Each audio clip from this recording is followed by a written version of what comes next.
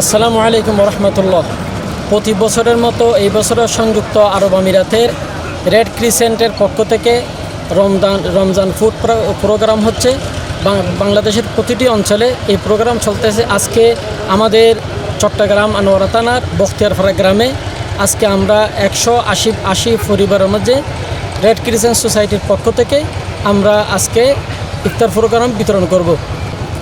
আরও বিভিন্ন অঞ্চলে হচ্ছে এই প্রোগ্রাম রমজান পর্যন্ত চলমান। আর এই আজকে আমরা যেই ফুড প্যাক প্রোগ্রাম করতেছি এর মধ্যে প্রায় 12টি আইটেম রয়েছে।